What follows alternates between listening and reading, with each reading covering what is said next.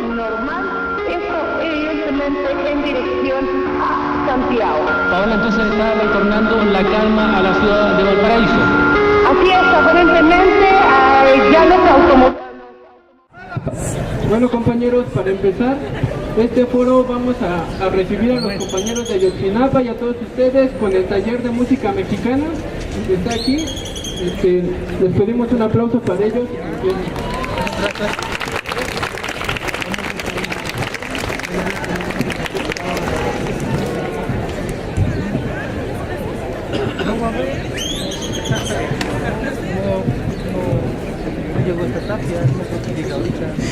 Hola, ¿qué tal? Sean bienvenidos ustedes, sean bienvenidos aquí a la UAM.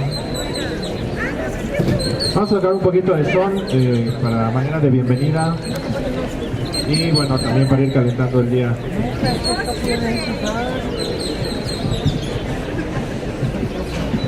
Ajá.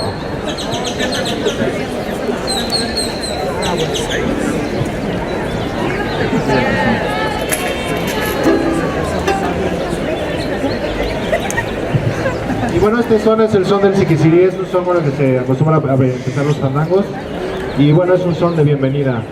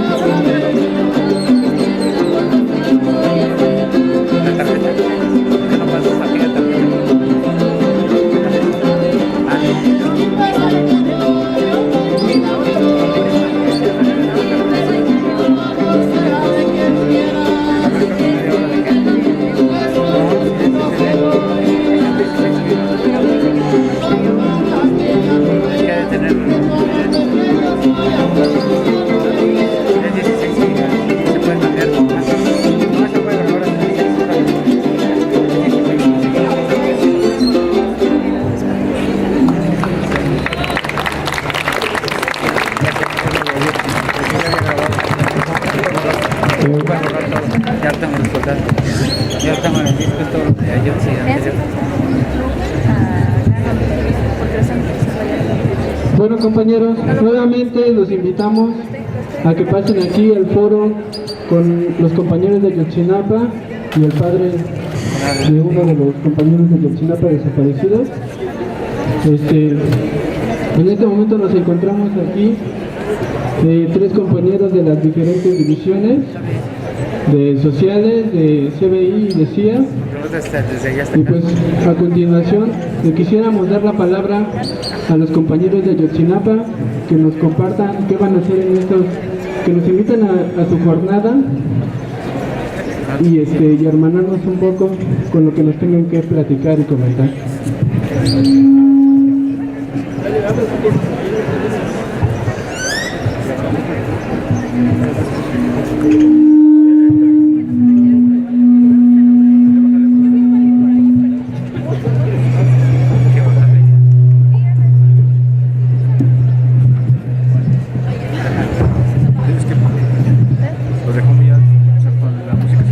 Quizás no saturarlo, ¿no? Acá.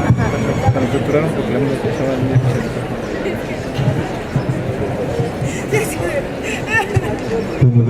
Compañeros de la UAM, nosotros los tres que estamos aquí, lo que ustedes ven, pues somos normalistas de la normal rural Raúl Isidro Borja y Ayotzinapa. En lo personal pues pertenezco a la academia del segundo año. Miren, compañeros, ya son 4 meses exactamente. 4 meses sin saber qué pasa con nuestros compañeros. 4 meses de esa trágica noche. Hace 4 meses, cuando como a esta hora estábamos nosotros, los tres, en la Procuraduría General de allá de Iguala. A los tres que ven, los tres estuvimos allá. Los tres vivimos ese infierno. Estar allá y recordar esta trágica noche, pues es volver a ver una herida. Y como habíamos mencionado anteriormente, pues hasta que aparezcan nuestros compañeros empezará a sanar. Recordar las cosas atroces que nos hicieron, de cómo nos persiguieron, de cómo nos mataron y de cómo nos desaparecieron, pues es algo horrible y es difícil tener que tratar de compartirles un poco, porque siempre que queremos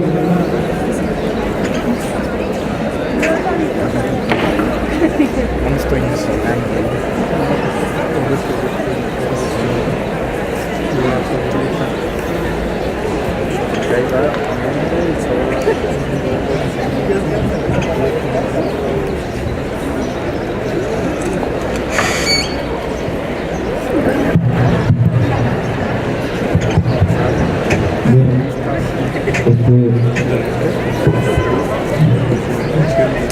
como decía, compañeros, a los 4 meses ya hasta ahora nosotros estábamos, podría decirse, tranquilos en ciertos aspectos, porque nosotros a nuestros compañeros hace 4 meses los dábamos como detenidos, no como desaparecidos ni asesinados.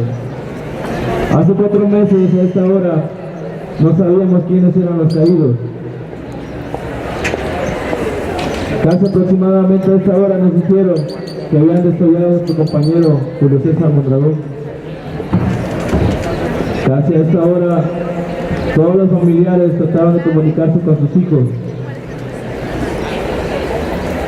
A esta hora empezaron a los compañeros que quedaron en la escuela a poner en paro y avisar a las demás normales y todas las escuelas que Ayotzinapa se iba a movimiento por lo que había pasado en Iguala hace 4 meses.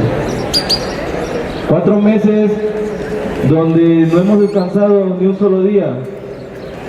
4 meses contando las vacaciones, donde muchos jóvenes se fueron a sus casas a pasar la Navidad y Año Nuevo, mientras nosotros seguíamos en las actividades. Navidad, en los pinos, lluvia, policías, una Navidad inolvidable. Decirles o tratarles de transmitirles un poco, de hacerlos sentir identificados con lo que a nosotros les pasó, es algo, puede decirse, fácil. ¿Por qué? Porque todos hemos sufrido una injusticia por parte del Estado, por mínima que sea esta. Día con día vemos a los policías que en vez de darnos protección, como es su labor, pues hacen actos criminales. Son criminales con uniforme, así los podemos mencionar. Nosotros nunca imaginamos que fueran los policías municipales que nos agredieran.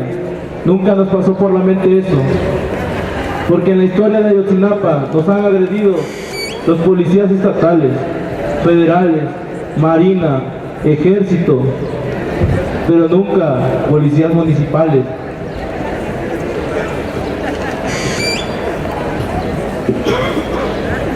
Hace exactamente 4 meses que empezó la incertidumbre de qué habrá pasado con nuestros compañeros. Cuando nuestros compañeros fueron a buscarlos a las estaciones de policías de Iguala, donde decían ellos cínicamente: nosotros no los tenemos, nosotros ni siquiera tenemos un llamado, ni siquiera salieron de sus cuarteles. Querían decir eso, que jamás no habían recibido ni una orden de meter a ningún alumno, ni de agredirlo, ni siquiera que tuvieran ahí en sus cárceles a un estudiante, independientemente si fuera de Ayotzinapa. Esas fueron las mentiras que nos dijeron exactamente hace 4 meses, aproximadamente entre estas horas, horas más, horas menos. Compañeros, el Estado mexicano se ha caracterizado siempre por agredir a los más débiles. Probablemente Ayotzinapa se haya defendido en ocasiones anteriores, pero cuando las condiciones eran más parejas. En el 2011 tampoco lo fueron. Igual, las mismas balas asesinas mataron a nuestros compañeros. Se repitió la historia del 68. Recordarles que nosotros estábamos tomando unidades para venir a esta ciudad a conmemorar la masacre del 2 de octubre. ¿Y qué pasó, compañeros? Nos resultaron con una masacre en la ciudad de Iguala. Recordar, compañeros, desde los primeros momentos, desde los primeros disparos, cómo se empezaba a sentir el miedo, cómo se empezaba a sentir ese olor a muerte entre todos los estudiantes que estábamos esa noche. Correr y gritar a los policías era lo único que podíamos hacer, puesto que nosotros no teníamos armas, al igual que ellos. Las únicas armas que teníamos eran nuestras propias consignas y unas que otras piedras, que siempre han sido las armas del pueblo. Porque esa noche a nosotros nos persiguieron como si fuéramos los peores criminales, y a los que verdaderamente son los delincuentes en esa ciudad nos dejan transitar libremente. Cuando corríamos en la noche con la lluvia, cuando la policía nos cerró el paso y huyeron para esconderse y a posterior empezar a dispararnos cobardemente, porque sabían que nosotros no teníamos armas. Nos dispararon. Cuando vimos que cayó nuestro primer compañero, nuestro compañero Aldo, al principio nosotros nos dábamos por muerto, puesto que le dieron un tiro en la cabeza. Al verlo caer, empezó a sentirse ese miedo aún más profundo. Cuando cayó Aldo, nos entró el pánico. Empezó a sentir a surgir ese sentimiento de supervivencia y a tratar de rescatar a los mayores compañeros que pudiéramos. Después de que cayó Aldo, nos refugiamos con varios compañeros detrás del autobús, porque solamente ese era nuestro escudo, ese autobús que detuvo todas esas balas. Pero desafortunadamente no todos corrimos con esa suerte, ya que los que iban hasta atrás en la caravana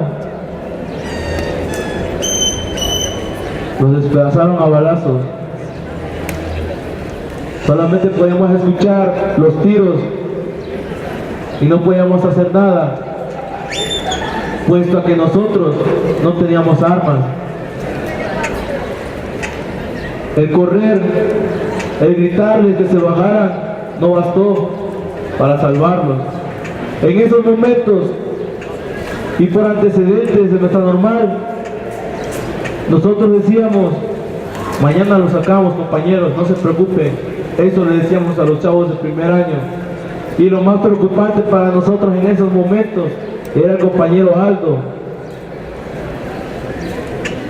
Él era nuestra mayor preocupación en esa noche, porque fue al que vimos caer, porque nunca imaginamos la atrocidad de estos policías municipales.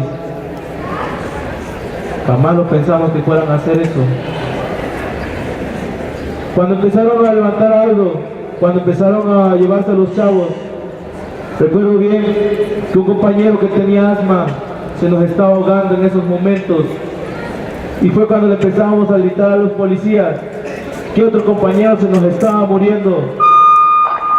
Fue cuando le empezamos a decir que nos ayudaran, que ya nos habían matado a uno, que nos ayudaran a salvar al otro. No nos hacían caso, seguían con sus armas apuntándonos. Nos apuntaron. Lo más que podíamos hacer es dejarlo cerca de ellos para que lo llevaran al hospital. Lo acercamos hacia ellos. Ellos en ningún momento bajaron sus armas. Retrocedimos, puesto al temor de que también a nosotros nos arrestaran.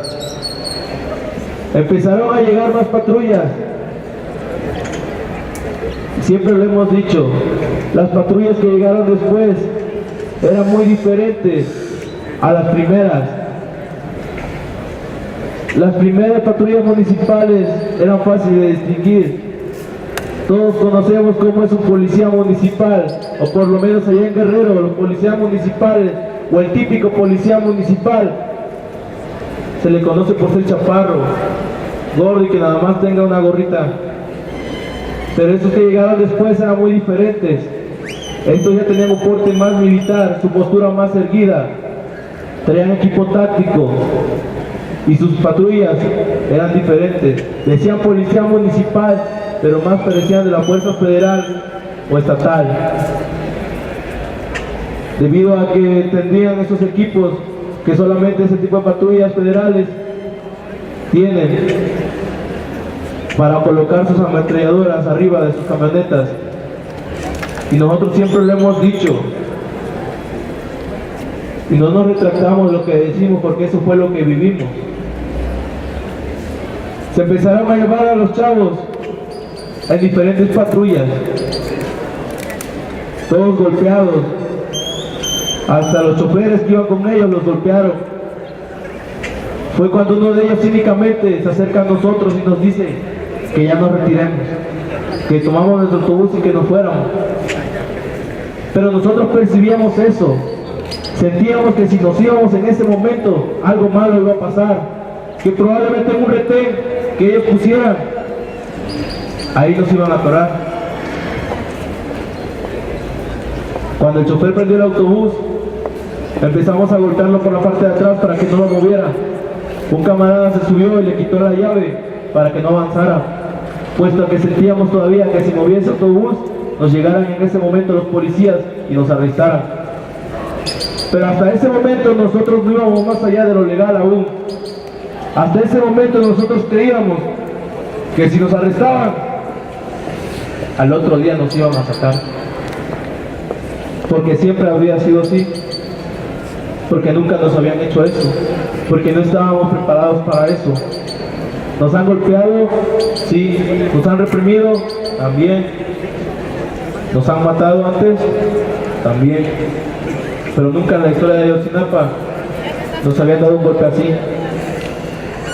No existe antecedente alguno, salvo la masacre de Tlatelolco del 68. Cuando se fueron todos los policías, cuando ya no había nada, ni un carro circulando, nosotros empezamos a revisar el lugar, puesto que habíamos visto cómo habían recogido los casquillos por la parte de atrás. Fuimos a ver qué tal estaba el asunto y era peor de lo que nos pudimos imaginar. Al checar el autobús que estaban nuestros compañeros que se llevaron, no quiero imaginar el infierno que ellos vivieron, puesto que todo el autobús que estaba ahí atrás estaba destrozado a balazos por todas partes, los laterales, las ventanas, la parte de atrás, los rines, todo destrozado. Pero compañeros, la peor parte no era la zona que estaba afuera, los laterales y lo que le acabo de mencionar. Lo horrible de ese autobús estaba por dentro. Al parecer, o parecía, una especie de película sangrienta, de terror, de lo que peor se puedan imaginar. Porque al entrar al autobús y ver todas esas manchas de sangre, charcos que estaban ahí, no quiero imaginar cómo habrán estado mis compañeros ahí. Ver toda esa sangre y toda esa hazaña que hicieron los policías en contra de nosotros, no logramos comprender cuánto odio tienen a los normalistas de Ayotzinapa, cuánto odio tiene el gobierno hacia nuestra escuela, que solamente es una escuela para jóvenes que no tuvimos otro lugar al cual asistir por ser de escasos recursos.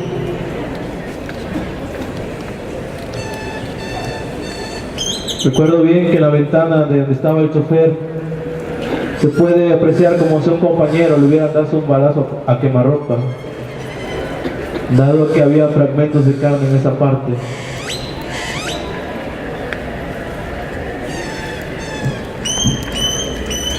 Cuando nos alejamos de ese autobús, dado que pues era algo fuerte para nosotros, fuimos hacia la parte de adelante donde también nos habían disparado, pero en esa parte todavía había muchos casquillos de bala. Debido a que nunca llegó de una fuerza federal para resguardar la zona, ni peritos, ni ejército en esos momentos, empezamos a resguardar la zona nosotros, improvisar con piedras al lado de los casquillos para que nadie moviera nada, y que cuando llegaran los peritos pues dijeran pues tal balas fueron y tantas cosas así. No queríamos que nadie moviera nada para que vieran cómo fue que nos dispararon a nosotros. A esas alturas nosotros ya nos habíamos comunicado con los compañeros de la normal, los cuales primeramente vinieron a nuestro auxilio, como siempre se nos ha enseñado. Los compañeros salieron en dos urbas que teníamos en esos entonces, a la normal, corrección, a Iguala. Llegaron, ya había compañeros del CREN de Iguala, había maestros de la CETEC, diferentes organizaciones, pero ni nadie que resguardara la zona, nadie que nos hiciera sentir seguros, salvo nuestros compañeros. Cuando creíamos que habíamos pasado lo peor esa noche, cuando creíamos que no podía ser más horrible de lo que habíamos pasado, en una conferencia de prensa que estaban dando nuestros compañeros, llegaron presuntos sicarios y nos volvieron a atacar. Volvieron a abrir fuego en contra de esos estudiantes desarmados. Todos corrimos. Direcciones para diferentes lados. Corrimos, no supimos ni cómo fue, ni de dónde provinieron las balas, pero como les decía, se podía sentir ese sentimiento de que la muerte estaba cerca de nosotros y que cualquier bala podía darnos, porque corríamos alrededor de 2 calles y todavía se escuchaban los disparos y autos circular. En ese momento, en lo personal, me paré para ver hacia dónde habían corrido mis compañeros, cuando veo que traen cargando un camarada que estaba herido. No se podía ver nada, salvo que en su chamarra que traía puesta de la normal se veía brillosa. ¿Pero por qué? De tanta sangre que estaba derramando el compañero. Él era un compañero de tercero que había venido al cual le dieron un balazo en la cara. Cuando alzó su cara y ver su rostro con la quijada deshecha, nos entró más coraje todavía y más impotencia aún, porque no podíamos responder esas balas. En compañía con otros compañeros nos fuimos y nos metimos o buscábamos refugio. Había una clínica cerca, nos metimos ahí pidiendo el auxilio a los que estuvieran ahí. Había 2 enfermeras, recuerdo bien, ellas nos decían que no había ningún médico, que no había nadie. Lo único que le pedimos fue resguardo, porque nos estaban persiguiendo, y eso hicimos. A los compañeros que estaban con nosotros los subimos a la planta alta y otros tantos nos quedamos abajo.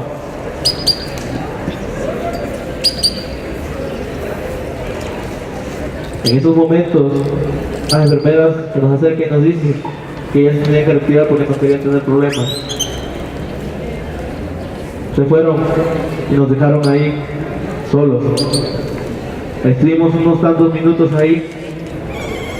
No puedo decirle un tiempo exacto, dado que pues estar en medio o esconderse de la muerte pues no es nada sencillo.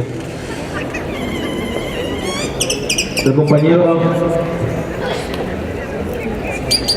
como no podía hablar, escribió en su celular un texto que decía lo siguiente: sáquenme de aquí porque me estoy muriendo. Cuando leímos eso, nos entró aún más impotencia, dado que siempre que llamábamos a los números de emergencia, pensaban que era alguna llamada de broma o algo por el estilo, porque no creían que policías habían atacado a los estudiantes. Desde las primeras llamadas que hacíamos, así había sido. Para esos entonces, no sabíamos qué hacer, cómo salir, porque se escuchaban las camionetas pasar, cazándonos. Fue entonces que hacen su aparición mágica los militares. En esos momentos, nosotros todavía creyendo que fueron los policías municipales que nos atacaron y que podríamos recibir auxilio de alguna fuerza federal o algo por el estilo, como los militares, que ese es su deber, les abrimos las puertas. Grave error haber hecho eso. Les abrimos y entraron con esa sutileza que se caracterizan los policías militares al entrar a una zona, diciendo: órale cabrones, a la orilla. Lo único que le pedíamos a él era que nos ayudara con el compañero que se estaba desangrando. Nos decían: cállense cabrones, cállense porque ustedes se lo buscaron. Bajaron a todos los chavos, incluyendo al camarada que le dieron en la boca. Nos arrinconaron en una especie de sala que estaba ahí. y nos dijeron que nos iban a pasar como detenidos con los policías municipales. ¿Por qué? Porque estábamos en propiedad privada, estábamos en allanamiento de morada o algo por el estilo. Nos hicieron poner nuestras pertenencias en una mesa pequeña que estaba, celulares, carteras, todo. Nos pidieron identificaciones, no traíamos. Nos empezaron a contar, éramos 25 me parece, con un maestro de la CETEC también que estaba ahí con nosotros. Nos empezaron a tomar fotos y nos dijeron, den sus nombres reales, porque si no, nunca los van a encontrar. Esas palabras, compañeros, esas fueron las palabras exactas que utilizaron ellos. En su momento pensábamos, cuando íbamos más allá de lo legal, que nos arrestaban y como nos buscaran con otro nombre, pues probablemente era por eso, ¿no? Pero no, el día de hoy cumplen sentido esas palabras. Den sus nombres reales, porque si no, nunca los van a encontrar. Regresando a antecedentes, los expertos en desaparecer gente en la guerra sucia, igual en Guerrero, eran los militares. Recuerdo bien todo eso. Cuando estábamos arrinconados y alguien recibe una llamada, un policía militar o un militar, como le quieran decir, se paraba al lado, decía: ponle en altavoz y dile que estás bien. Ellos decían que dijéramos eso, que estábamos bien, que nada malo estaba pasando. Puesto a eso, nos hicieron que nos levantáramos las playeras y nunca bajaron sus armas. Nos estaban apuntando. En ese momento, en lo personal, creí que nos iban a matar. Desafortunadamente, ya habíamos pasado por mucho y mi mente se resignó a la muerte, diciendo: hasta aquí llegamos, hasta aquí llegué. Cuando nos estaban apuntando, creí que iban a, nomás estaba esperando la orden para que nos dispararan. ¿Y quién se iba a dar cuenta? ¿Quién iba a saberlo? Nadie, nada más estábamos nosotros y ellos. Pero de una u otra forma, el maestro de Aztec trataba de abogar, diciendo que él tenía una identificación y que él se iba a ser responsable de nosotros, o algo por el estilo. Pero nos decían que no nos podíamos quedar ahí porque era propiedad privada. En ese momento nos decían que para ellos nosotros éramos criminales por no traer las identificaciones, y que en ese momento que nos iban a pasar como detenidos por eso.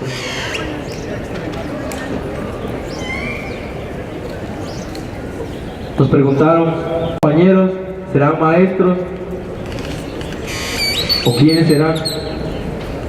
No saber qué compañero va a ser el que el día de mañana le digan a su madre: su hijo está muerto, lo mataron los policías. Uno de ellos ni siquiera estaba con nosotros en la actividad. Uno de ellos fue en auxilio a nuestro llamado. Fue porque sus hermanos lo necesitaban. Y él cayó.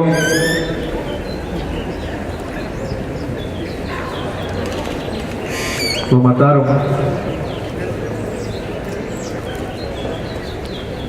Cuando dijeron esto, toda esa incertidumbre que corría por nuestra mente de todos los compañeros de saber quiénes eran, fue cuando empezaron prácticamente a sacarnos de ahí.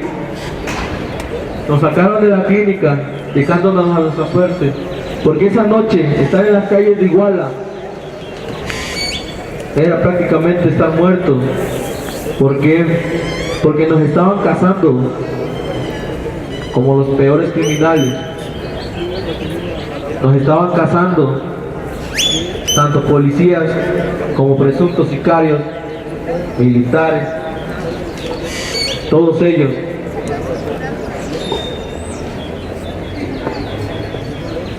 Solamente se quedó en espera de alguna ambulancia 2 compañeros, el camarada herido y el maestro. Los demás nos fuimos corriendo. Y por si fuera poco, pareciera que esa noche se prestó para hacer la peor de nuestra memoria. El agua estaba en su punto. Correr por tu vida en la noche, con lluvia, es algo que jamás se olvida. Las calles allá en Iguala, para los que sean gustosos de investigar un poco en ese punto, se darán cuenta que prácticamente fueron creadas para que alguien matara gente ahí. Porque corrías para un lado, callejón sin salida. Corrías para otro callejón sin salida. No sabíamos ni para dónde ir.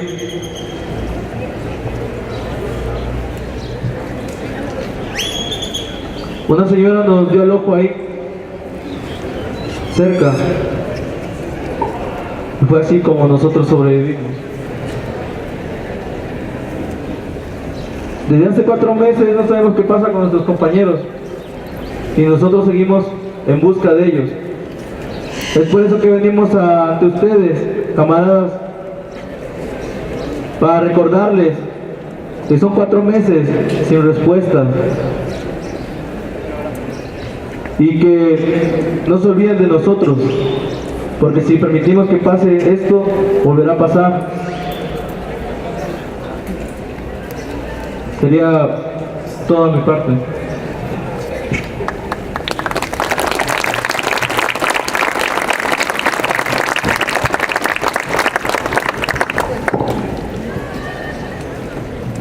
Bueno, compañeros, creo que la acción global de ayer pues sí tuvo una respuesta contundente. La sociedad mexicana que nos ha acompañado en estos 4 meses, los estudiantes como ustedes igual, pues demostraron que no nos han dejado solos y que definitivamente hoy más que nunca es necesario cambiar el país. Creemos, como lo dijimos ayer, que tenemos que inmiscuirnos en este proceso de cambio. Creemos en las juventudes mexicanas, en su capacidad analítica, en su capacidad de razonamiento para elaborar propuestas reales de cambio que garanticen la no repetición de los acontecimientos del 26 de septiembre y tantos otros que tendrían que indignarnos y que la lista pues no la terminaríamos nunca. Nos disculpamos de antemano porque en este momento tenemos que retirarnos. Hay una situación difícil para el movimiento.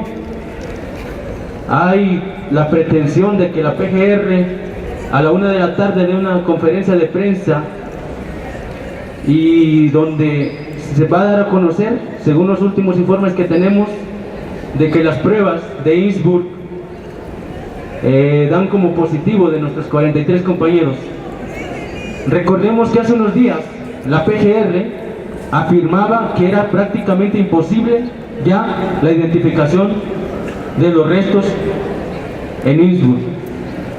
No sabemos si es una respuesta a la acción global de ayer, no sabemos si es una respuesta ya definitiva del Estado ante el movimiento en general, pero así está.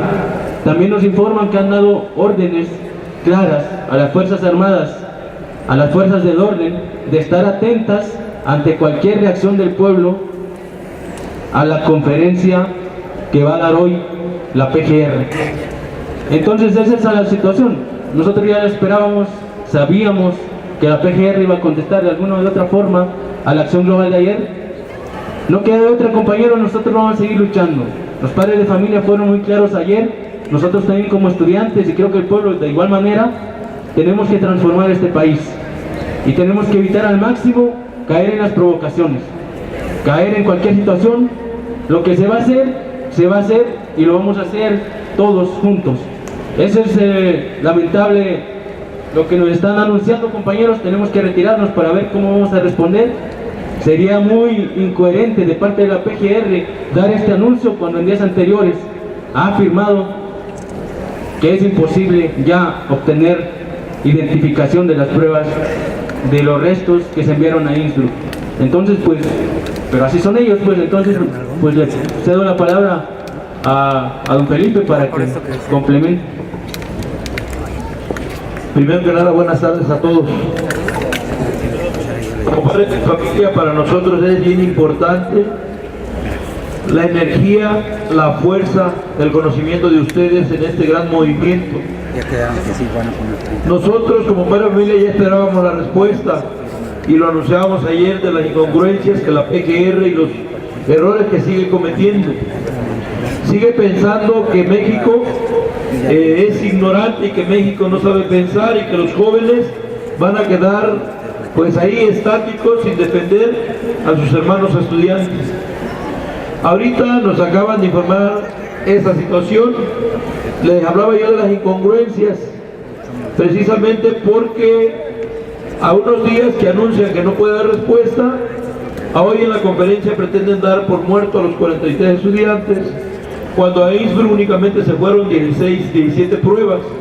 Una ya salió y quedaron 16 que pudieran ser de una sola persona, pero hoy ya quieren englobar a los 43 y claro, la respuesta es a la manifestación de ayer, porque ellos creían que esto había quedado en el olvido, que ya nadie se acordaba del crimen que habían cometido ellos, y si fuera así como lo van a anunciar, entonces para nosotros queda claro que la respuesta siempre la tuvieron ellos, porque ellos ya sabían o ellos lo tenían y ellos han hecho lo que faltaba para que hoy digan que los 43 estudiantes están muertos. Entonces nosotros como padres de familia vamos a seguir en la lucha. Si es que en verdad de lo que dicen es cierto, bueno, entonces ahora hay que castigar a los culpables. ¿Y los culpables quiénes son? Pues el gobierno, porque ellos fueron los militares y fueron los policías. Entonces llega el momento que todos juntos, estudiantes, padres de familia, trabajadores, todo México, tenga que estar unidos en el clamor y en la exigencia de la justicia y castigo a estos demonios satánicos que perpetraron este crimen, porque hasta ahorita nadie, yo creo que nadie en el mundo encuentra la justificación para haber cometido este crimen tan horrendo, tan satánico, lo mencionaba.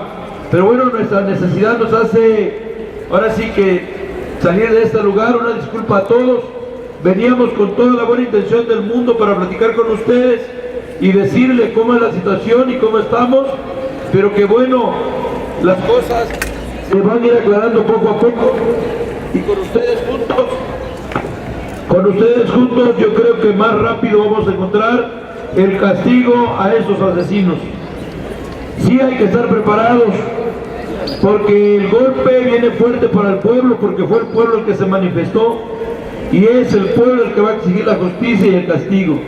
Una disculpa y muchas gracias por estar aquí y por escucharnos. Si tenemos otra oportunidad, yo les aseguro que aquí vamos a estar, pero hoy sí quisiera que nos entendieran y que bueno, vamos a ver hasta dónde llegan las mentiras de este gobierno. Muchas gracias a todos. Santiago. Paola entonces está retornando la calma a la ciudad de Valparaíso.